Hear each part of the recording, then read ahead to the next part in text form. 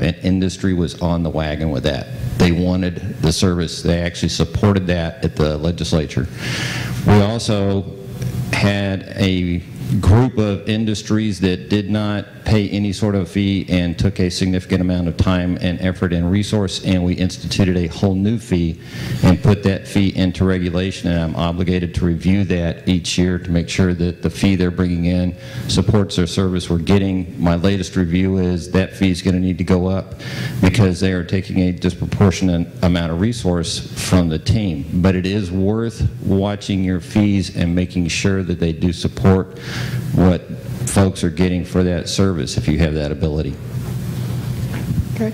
Now, one of the things we did in Louisiana that was kind of good for the employees, we had a very large backlog in large facility permits. And what they did is we went to the legislature because the businesses wanted to get these permits done pretty quickly. The state we got a statute introduced and passed that allows a facility to pay extra if they want their permit now. And so what they did is they go to the employees are allowed to sign up that they want overtime. And if a facility wants to have their permit out quickly, they can opt into this program and pay the cost of the employee working overtime to get their permits out quicker.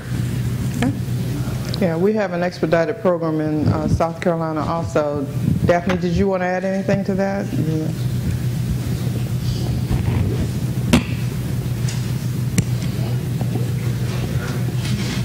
Thank you. Yeah, we do have an expedited permit program in South Carolina. It's primarily for our air and water programs. We don't have any expedited programs in land and waste, but ours are a flat fee based on the type of activity that's being permitted. The hourly rate's interesting. That would probably be better, I think, than the flat fee because, you know, depending on the permit, it can take a lot of time or very little. So we have that as well. Any other? Y'all notice I asked her if she wanted to comment that time.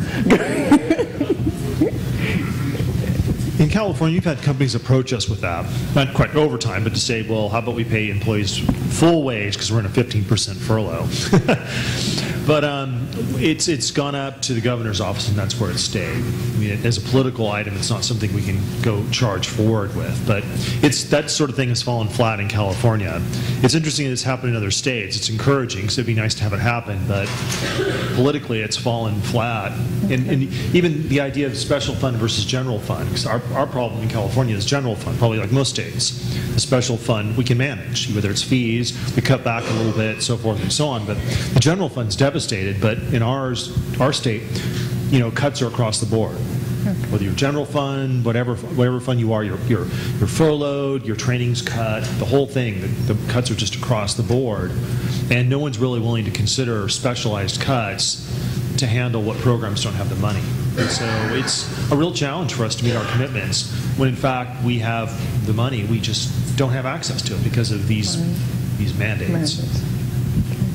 We've got about 15 minutes left, and in our last few minutes I'd like to talk about some collaborative efforts between EPA and some states and some ways that we can help EPA direct their activities to be of benefit to the states. Did I say that well?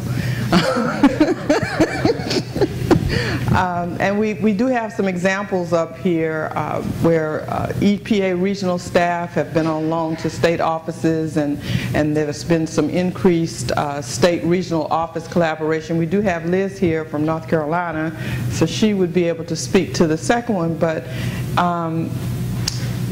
can you talk a little bit about if you've had some activities in your state where EPA has come in and assisted to kind of help shore up some of these areas where states are just not able to get to because of the budget shortfalls during these times? Am I going to have to call on you guys again? Oh, Tom. Thank you, Tom.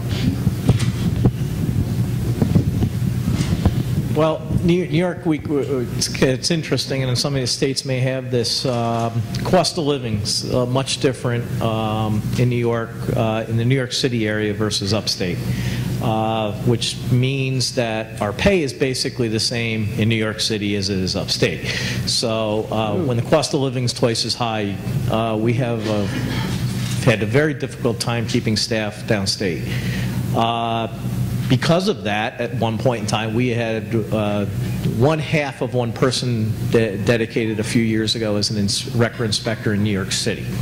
That doesn't add up too well, which caused us for a number of years to fall well behind in that area for our large quantity generator inspections and our commitment federally. So in the last couple of years, we've had to actually sit down with EPA, who's located in New York City, and it's very easy for them to do inspections. And they have given us a great commitment and a great help in them picking up some of those LQGs we hadn't inspected either ever or for a very long time.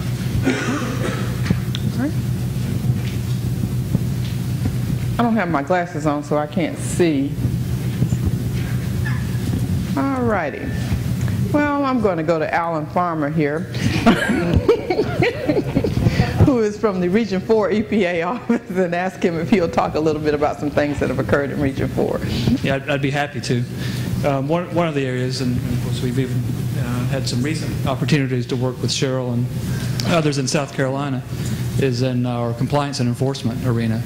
It's not so much that we are doing more enforcement work within EPA in the states, but we've realized, we EPA in the regional office and the states, many of the states in Region 4, that we just don't have enough people to get it all done. And so it has forced us, whether we wanted to or not, and we do very much want to, collaborate and have very frequent discussions about the workload and make some decisions, informed decisions, and I think wise decisions, in hindsight looking back over the last couple of years, about who's best to take on those enforcement actions.